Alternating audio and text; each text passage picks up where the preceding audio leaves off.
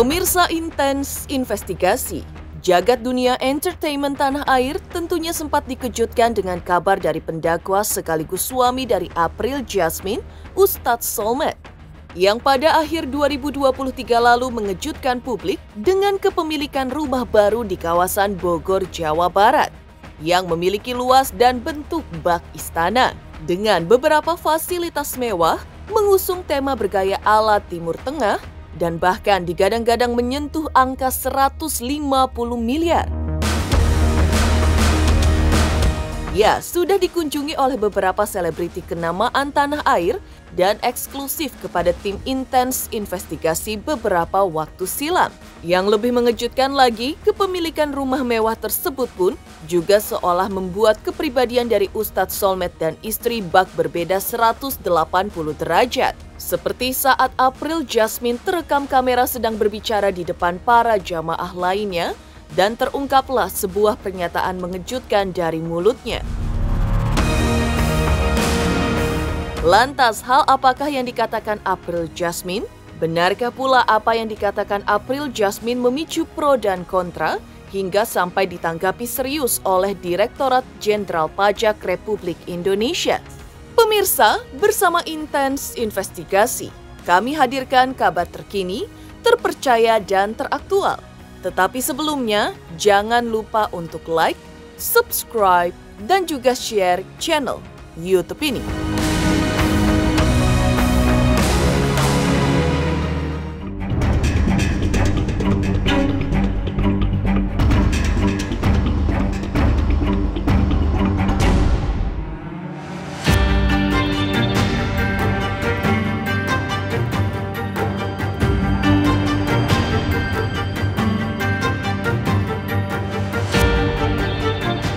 Pepatah mulutmu harimaumu, rasanya pas jika menggambarkan dugaan permasalahan yang terjadi kepada selebriti yang juga istri dari pendakwah Ustadz Solmed.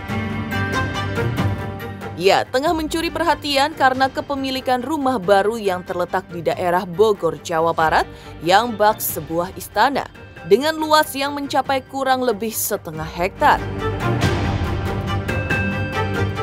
April Jasmine tiba-tiba kembali mencuri perhatian karena mengungkapkan kalimat yang cukup menjadi kontroversial, yaitu umat muslim harus kaya dalam hal keuangan, yang tercap saat April tengah duduk dan direkam oleh salah satu yang hadir dan dikatakan di hadapan beberapa jamaahnya yang datang.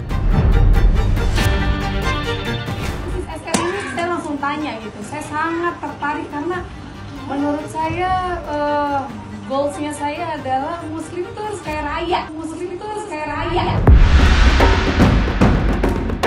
April dalam video berdurasi singkat tersebut juga menyampaikan, dengan seorang muslim yang kaya dapat menghilangkan perbuatan yang seolah dianggap normal di tanah air, yaitu meminta sumbangan untuk membangun masjid, baik di jalan-jalan ataupun yang lainnya.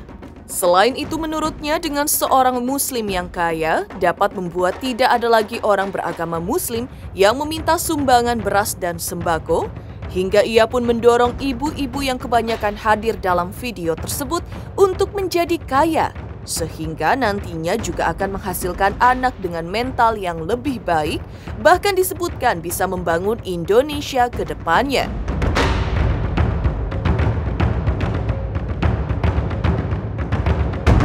Kenapa? Setuju. Muslim kaya raya pasti ini nggak ada lagi yang minta sumbangan di pinggir jalan untuk bangun masjid. Ya, nggak ada lagi saudara-saudara kita yang minta berasnya nggak ada, sembakonya nggak ada. Saya pengen semua ibu-ibu itu bergerak menjadi wanita-wanita hebat, karena setiap wanita yang hebat pasti punya anak nanti yang hebat juga.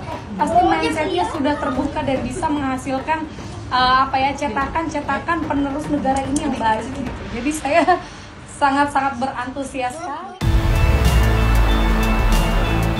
Sementara itu, sebelum video tersebut viral, momen yang tak kalah mengejutkan juga terjadi saat April dan Ustadz Solmed membuat tayangan di akun media sosialnya. Tak ayal, hal ini pun langsung mengundang akun Direktorat Jenderal Pajak untuk berkomentar dengan menuliskan sedang memantau orang kaya.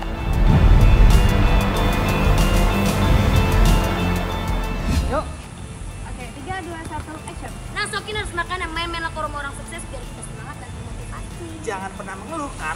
nggak ada duitnya. Kaya, kaya, kaya. Makasih Boye.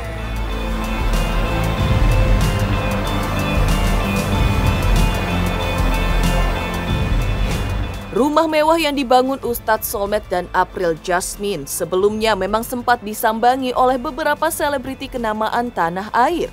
Rumah tersebut konon dibangun Ustadz Solmed dari 3 tahun lalu di tengah pandemi COVID-19 yang meluluh lantakan kebanyakan di antara pebisnis, tapi agaknya tak berpengaruh pada Ustadz Solmed.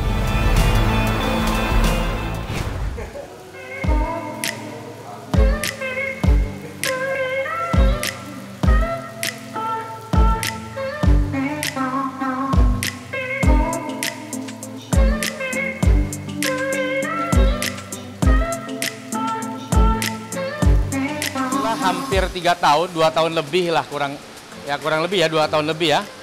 Karena pas kita ngebangun tuh ada waktu di mana COVID juga masih berlangsung, jadi ada pembatasan tukang, pembatasan orang kerja, sehingga itu juga menghambat seperti itu. Dibangun di tanah dengan luas hampir 1,5 hektar. Ustadz Solmed jelang pergantian tahun pun sempat memperlihatkan beberapa fasilitas di dalam rumah mewahnya. Lantas, seperti inilah beberapa fasilitas di rumah Ustadz Solmed dan April Jasmine. Pemirsa Intens Investigasi, jangan lupa untuk like, subscribe, share, dan juga komen channel Intens Investigasi. Halo, nama saya Raden Raka, Deniswara Putra Permana. Saksikan Intens Investigasi yang tayang 5 kali sehari. Jangan lupa like, follow, dan subscribe ya guys. Dadah!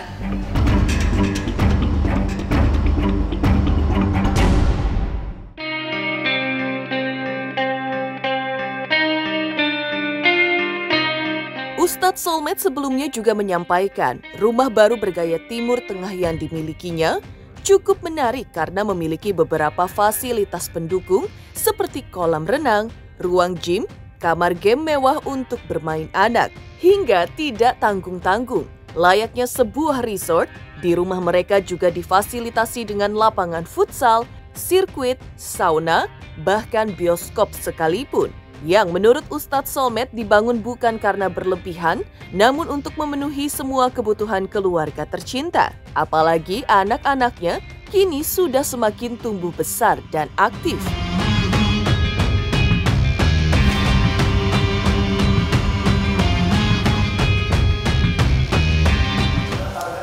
Di sana ada tempat mainan anak kayak permainan khusus permainan, jadi ini lagi ditaruh di sini. Ini buat main game di sini. Ini cewek cowok bang? Iya, tapi privat buat keluarga aja, ini mah bukan buat orang, tapi khusus buat keluarga. Berarti semua yang tadi di bawah, ruangan nonton, ruangan spa, Iya. ini memang khusus Privat, buat iya. keluarga. Bukan buat orang luar ya. Fasilitasnya ada apa aja sih bang? Ada treadmill. Bilang. Karena ini ruangan privat, makanya semuanya dikasih fingerprint. Jadi yang punya fingerprint hanya Ustadz aja nih. Saya mah nggak bisa. Oh, cuma Ustadz Solmed sama April? Iya. Yang boleh masuk Yang punya akses ke semua ruangan yang kita. semua ruangan yang ada ininya. Berarti semua pintu di sini pakai begini ya? Iya, yang khusus ruangan privat ada fingerprintnya. Ya, dibuat lengkap karena anak-anak ini sudah aktif. Maksudnya tuh mau main, mau jalan, mau pengen ke sana, ke sini. Nah, saat itu kondisi yang orang keluar itu serba terbatas. Terbatas pada waktu, terbatas pada tempat, ya kondisi zaman-zaman Covid saat itu. Akhirnya kita buatlah istilahnya apa ya, biar anak-anak tuh mau main apa, nak? Ada room game ada, mau main sepeda ada, mau main mobil-mobilan ada, mau main apa? Insya Allah biar anak pada betah gitu. Di depan ini untuk parkir outdoor sama apa itu, garasi. Ya luasnya hampir 1,5 hektar. Desainnya orang bilang Timur Tengah, tapi modern. Terus karena di Bogor ini kan hawanya panas dingin, tapi tidak meriang. Jadi cocok seperti Timur Tengah kan? Kan Arab, Timur Tengah itu kan dingin ya dingin, panas ya panas. Ya sama kayak di sini. Ada 2 musim yang ya saya pikir cocok juga lah kalau konsepnya konsep Timur Tengah gitu, Arabian. Jadi dari mulai dibikin gambar gitu ya, gambar kerjanya ya kita berdua, idenya apa, pinginnya kayak apa, cocoknya kayak apa gitu. Terus dari mulai konstruksi, dari mulai interior itu semua bareng-bareng. Jadi Ustadz oke, terus begitu aku juga udah oke, baru kita jalanin gitu satu persatu. Jadi saling ngasih ide, bener-bener berdua banget. Beberapa kita tambah malah ya. Penambahan kayak ini indoor harusnya nggak ada, terus kita tambah. Terus lapangan futsal nggak ada, kita tambah. Beberapa penambahan lah. Sama kayak di samping juga ada tempat, nah itu juga penambahan. Ini gambar anak di sana satu, sebelah sana anak juga. Ini Nah, ini untuk anak toh? Ada game, tapi gamenya cuma 2 yang khusus ruangan game ada di atas. Berarti ini gedung khusus anak? Ya, khusus anak. Ya, sama ruangan bermain anak, situ ada playground di belakang. Khusus ruangan games, jadi ada semua permainan ada di sini. Kayak di time zone gitu ya? Ya, kayak time zone. Keren juga Ada ya. fasilitasnya, di sini main basket, di sini mobil, di sini tembak-tembakan. Tapi ruangan ini dibuka cuma Sabtu sama Minggu doang. Jadi untuk hari biasa nggak boleh pada main. Pakai bensin, ada bensin. Oh ini bensin pom Iya. Beneran bang? Coba bang diisi bang. Tapi ini di refillnya tiap berapa lama nih? Ya, belum diisi bensinnya, takut anak-anak nyemprotin ke orang. Sultan biasanya bawa ini juga. Akhil juga bisa, Mahir juga udah bisa pakai ini. Buat keliling-keliling sini Keliling ya? sini nggak Namanya ada. apa bang? Motor listrik? Ini motor listrik, ini monkey ya, motor monkey. Sayang anak. Sekarang anak-anak senangnya main. Sama lah dulu juga kita senang main.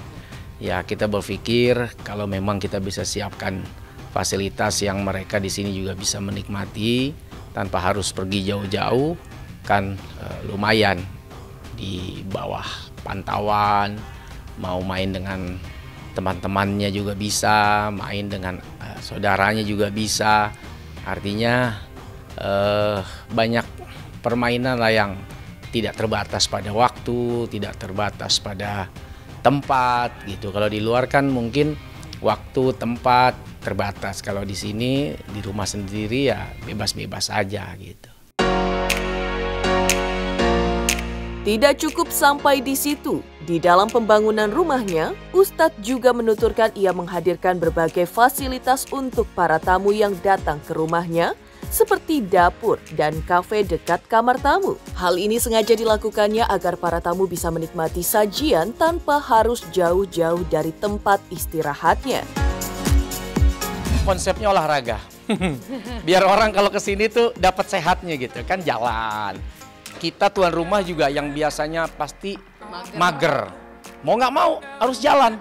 Turun di depan, ya lu harus jalan ke depan. Ke belakang gitu kan. Jarak ke belakang aja udah berapa. Kali bolak-balik udah berapa. Tanpa sadar, konsep ini bikin kita tuh jadi sehat karena banyak jalannya.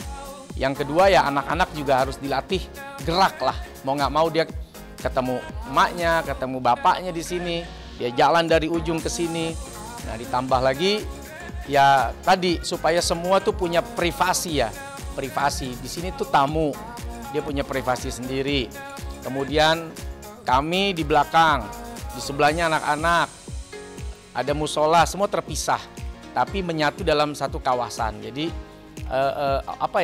Jadi orang tuh ngerasa kayak tidak sedang dibuntuti, tidak sedang diikuti gitu kan, tidak sedang diawasi. Kamar tamu situ, kamar yang punya di sini, itu saling ngintip. Tuan rumahnya udah keluar belum nih? Aduh, keluar duluan nggak enak nih. Nah, mau makan, tinggal makan. Dapurnya sangat dekat dengan kamar tamu. Jadi kita buat justru tamu yang lebih bahagia di sini, ya karena tuan rumah di sana jauh dari dapur malah. Segala apapun yang dimiliki adalah berkah dari Yang Maha Kuasa. Karena itulah sebagai bentuk rasa syukur, Ustadz Solmed mengadakan acara pengajian di kediaman mewahnya tersebut.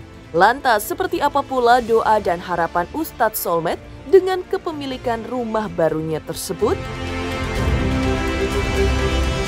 Halo, aku Judika. Jangan lupa saksikan Intens Investigasi 5 kali dalam sehari hanya di YouTube Intens.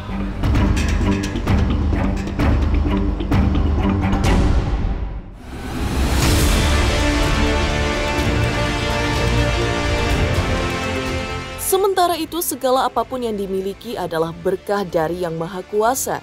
Karena itulah sebagai bentuk rasa syukur, Ustadz Solmed mengadakan acara pengajian di kediaman mewahnya tersebut. Lantas seperti apa pula doa dan harapan Ustadz Solmed dengan kepemilikan rumah barunya tersebut?